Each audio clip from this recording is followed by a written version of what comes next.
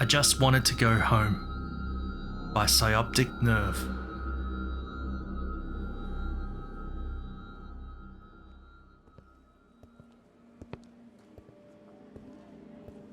I'd been walking home after the late shift with my head down, in that post-work days where all you can really think of is eating some food and vegging out, when I met her. "Oh, there you are, babe." I turned around to see a pretty young woman rushing toward me, arms wide open. I stumbled back as she wrapped herself around me, my hands still stuffed in my jacket pockets. "Please help me. Someone is following me," she whispered, looking up at me with panic in her eyes. I glanced behind her and saw a silhouette approach, then pause just before they entered the glow of the streetlight. "Do you see?" she hissed, releasing her grip on me. "Yeah," I murmured, staring straight at the person to let them know I could see them. I hoped this would be enough to turn them away, but they remained motionless. "Will you walk me to my place? It's not far, I promise," she asked. "Yeah, of course." I didn't like turning my back on her pursuer. As we walked, I strained my ears to listen for approaching footsteps. Every so often I glanced back, unnerved to see them each time, avoiding the light and standing in the shadows, still and silent.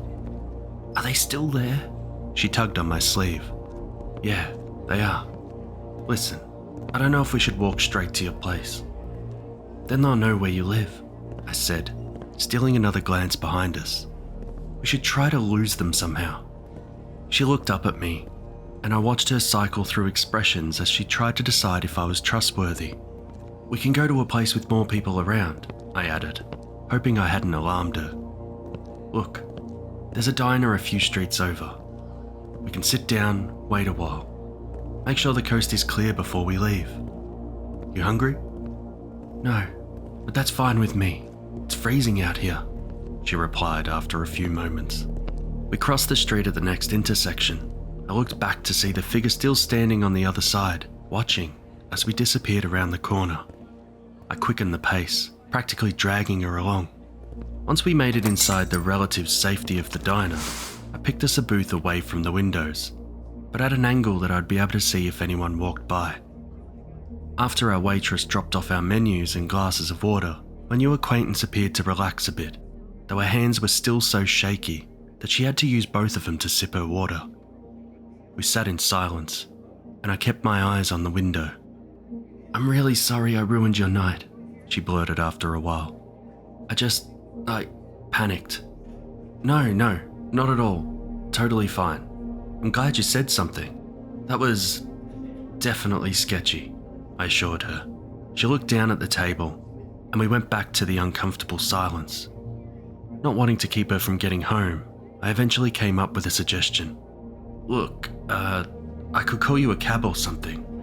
Get you a ride home. That way you know that creep won't be able to follow you." She didn't look up and address the table. Her response took me aback. "I don't know if it would even matter." "What do you mean?" She sighed, bringing her hands to her face and rubbing her eyes. "It will still be out there somewhere." "It?" She spread her fingers open, peering at me from behind them. "Yes, it. Them. I don't know anymore." "Okay, look, how about you fill me in on exactly what is going on here?" I snapped. She dropped her hands. Her lip quivered like she was fighting back tears. I softened my expression and apologized, but she waved it off. They were far away when it started.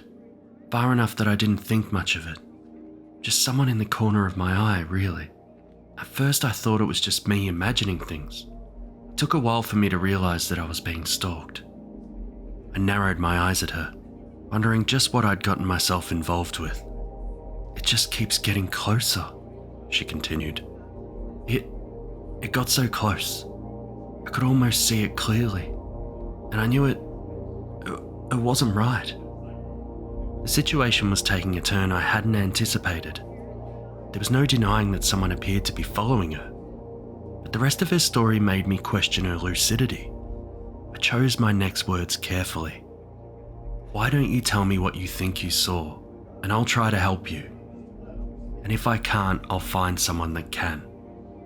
She pulled back instantly, regarding me suspiciously. "I'm not crazy. I know what I saw," she replied sharply. "All I'm saying is that your eyes can play tricks on you when you're afraid," I countered. No, it wasn't human. It was like it was the absence of a person. Like where someone should have been, there was just no one.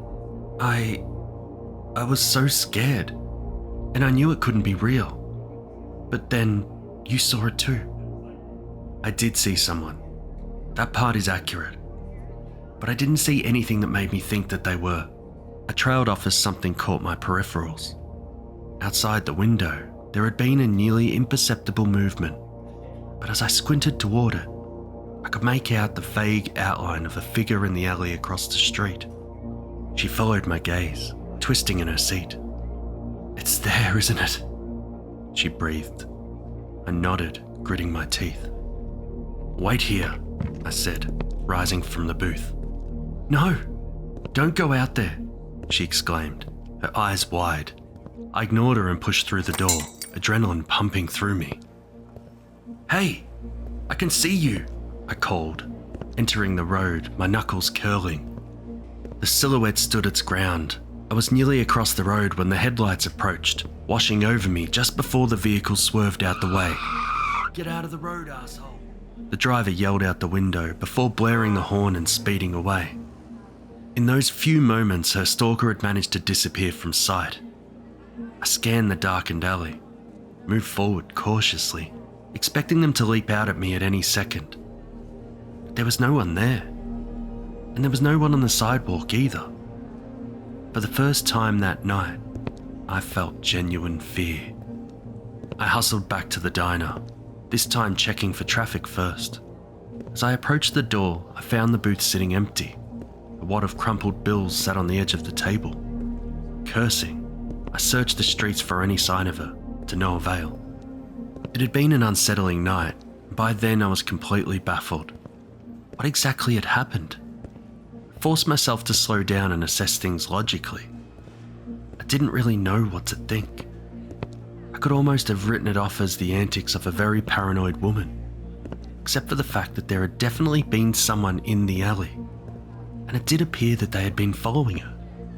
Then I realised I had never gotten her name. She hadn't asked mine, and I hadn't asked hers. This seemed odd to me, considering the bizarre interaction we had just shared. Was this some kind of elaborate con? Had she been working with someone else to distract me? My mind went back to how off guard I'd been when she'd embraced me, and I felt for my wallet.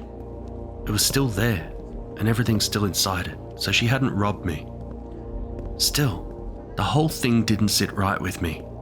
I couldn't let it go. So I decided to wander the streets in the hopes that I'd catch sight of her again. I pulled my hood tight and headed back in the direction we had come from, still trying to piece the puzzle of this evening together as I trudged along. I hadn't been walking very long when I saw a group of friends smoking outside of a pub. "Hey, excuse me," I greeted them as I approached. "You didn't happen to see a friend of mine go by?" I'd been trying to think of the best way to describe her, but the group ignored my presence entirely and continued to joke amongst themselves. "Excuse me, sorry to bother you all," I tried again, "but I'm looking for someone who..." There was a murmured agreement that they should head back in, that it was too cold to stand out there any longer, and with that they filed back inside without so much as a glance in my direction. Everything about this evening had been off, but this was unbelievable. There was just no reason for an entire group of people to pretend I didn't exist. Or was there? It was the absence of a person. I froze, her words entering my brain suddenly. But that was preposterous, wasn't it?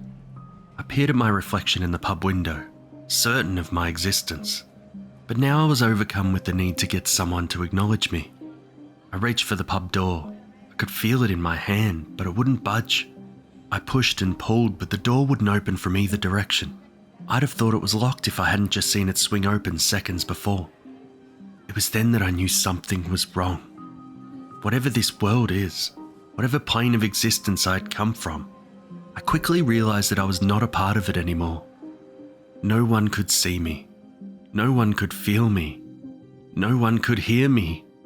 and I could no longer interact with any physical objects that I hadn't already been carrying. As the early morning sun began to rise, I was still desperately trying to get anyone's attention. For all my efforts, I was awarded nothing. The most I was able to do was get trapped in my building stairwell after trying to follow a neighbour inside. To my dismay, I hadn't caught up with them before the door at the top of the stairs swung shut, and I was forced to wait there until another neighbour came down the stairs on their way to work. Being outside was better. Even if I could still feel the whipping wind, at least out there I couldn't get stuck anywhere. For the first few days I felt hunger and thirst, but the longer I stayed, the less I felt. Eventually I grew numb to these sensations. Even the stinging cold became bearable. Gradually, I came to accept my fate, however cruel, however impossible it all seemed. It had probably been weeks. By then I had lost all sense of time when I met another like me. I'd been sitting in a frozen park late at night, trying to remember what it was like to be real. I didn't react to the shadow that loomed in front of me, expecting it to belong to yet another person who couldn't see me. It was only when it halted that I bothered to look up. They were much like the silhouette I had seen on that fateful night, and my breath caught as I tried to find a face that wasn't there. Something darker than total blackness stared back at me, and I wondered if I appeared the same way to them. "Do you see me?" I tried asking it. Yes. I nearly choked, searching for words, trying to figure out what question to ask next. What happened to us?" The figure gave a dry laugh. Seems we're dead, doesn't it? It had crossed my mind a few times, but hearing something else say it was worse. Only then did it feel real. "But how?" I cried. The stranger snorted. You mean you don't remember how you died? "No, do you?" Yeah, got lured here, just like you. "What do you mean?" The figure gave a long sigh before sitting beside me on the bench. Haven't been like this long, have you? I shook my head. Oh, here's how it works. As you might have noticed, most people can't see you, and you can't do a thing to make them. But there are a couple of exceptions. They're just really rare to come across. "What are the exceptions?" Well, there are the gifted types, it said, pointing a non-finger to the middle of where their forehead would have been. and then there are the folks who are on their way here. On their way here? Like, dead? Precisely. I processed this information for a while, trying to think back to the night I'd disappeared. She'd been able to see the dark figure, and so had I. I drew a sharp breath, the revelation slowly dawning on me. The car. It must have hit me when... Not quite. The stranger interjected. You never actually died. Whoever took your place managed to switch places with you right before you would have. Right place, right time. Nearly impossible without the help of someone living. So she tricked me, I scoffed, incredulous. Why? Why would she do that to me? Who knows, eh? People do crazy things for all sorts of reasons, you know? Point is, don't bother dwelling on reasons here. They don't matter much. Good luck finding your way back.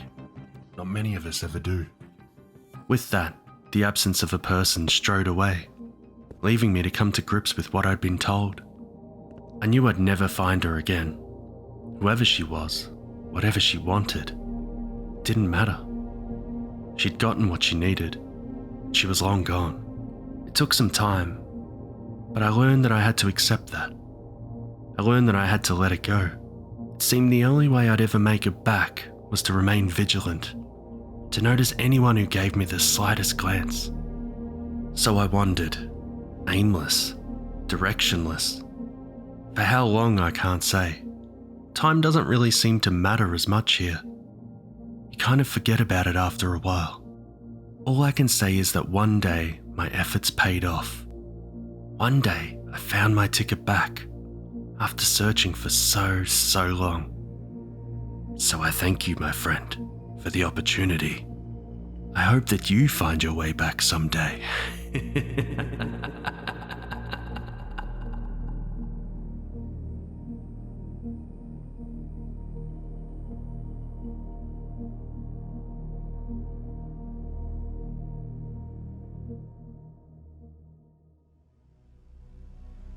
Thank you for watching this video. If you enjoyed it, don't forget to subscribe, comment, share and like. And press the bell to get notifications when new videos are uploaded. If you have a story that you want Jimmy Horrors to read, send it to jimmyhorrorsnarrations@gmail.com. Until next time, stay horrific everyone.